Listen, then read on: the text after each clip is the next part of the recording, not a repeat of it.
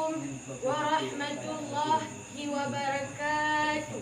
Waalaikumsalam warahmatullahi wabarakatuh. Alhamdulillahi rabbil alamin.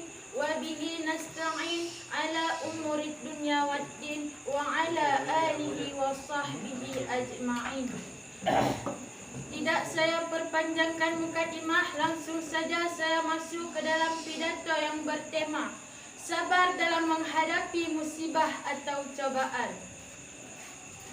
Musibah atau cobaan yang datang menimpa kita manusia tak selalu berupa ujian ataupun penderitaan. Maka jangan salah menilai sebuah ujian. Bisa jadi kebahagiaan yang kita rasakan hari ini adalah hakikatnya sebuah ujian. Jadi cerdas-cerdaslah dalam menjalani kehidupan. Konsep hidup adalah sabar.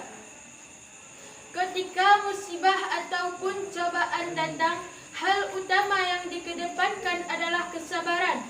Jika musibah tersebut berupa keberuntungan, maka hal yang harus dihindar adalah sikap kesombongan dan kurang bersyukur. Banyak sekali anjuran bersabar terdapat di dalam Al-Quran dan As-Sunnah. Jadi, kita sebagai umat yang beragama menjadikan Al-Quran sebagai pedoman, bukan hal yang baru di dalam kehidupan. Sabar merupakan sebuah fondasi kokoh yang harus ditanamkan di setiap rohani insan. Memang benih sabar begitu sulit untuk tumbuh dan rasanya juga begitu pahit. Oleh karena itu, sedikit sekali yang mampu bertahan di kepahitan awal dan merasakan nelannya akhir. Allah juga selalu mengingatkan kita di akhir-akhir potongan ayat yang berbunyi, Innallaha ma'as sabirin. Sesungguhnya Allah bersama orang-orang bersabar. Itulah janji Allah. Apakah hati kita masih ragu? Hadirin yang dirahmati Allah yang seiman dan seagama. Ambillah suri tauladan bersabar dari para anbiya. Karena sebesar apapun masalah yang menimpa kita hari ini, belum seberapa dengan yang dirasakan oleh para nabi-nabi dahulu. Jangankan para nabi, besarnya masalah yang kita hadapi hari ini belum seberapa dengan yang dirasakan oleh rakyat Palestina, anak-anak jalanan, dan malah yang terlibat dengan perdagangan manusia. Hadirin yang dirahmati Allah yang seiman dan seagama, jika Allah menguji kita hari ini dengan sebuah penyakit, maka ingatlah Nabi Ayub alaihi salam. Apa kata beliau? Allah telah memberikan separuh umurku yang sehat. Sungguh aku malu jika tidak bersabar dengan penyakitku yang baru beberapa saat. Jika Allah menguji kita hari ini dengan sebuah kemiskinan, maka ingatlah Nabi Isa alaihi salam. Beliau bekerja sebagai pengembala ternak orang yang padahal pangkatnya adalah sebagai Nabi Allah, tapi beliau tak pernah mengeluh dan beliau tak pernah malu.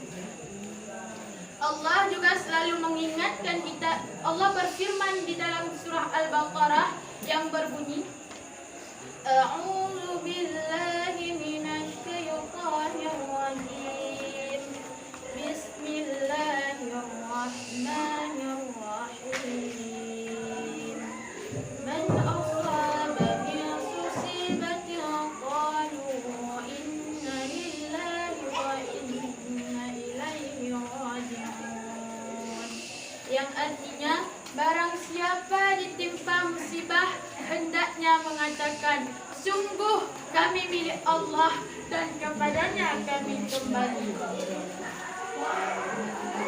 Jadi kesimpulan pidato saya pada malam ini, jangan bersedih apabila cobaan selalu menghampirimu, karena Allah berfirman, wahai malaikat Jibril, berikan hambaku sebuah cobaan, karena aku rindu akan rintihannya.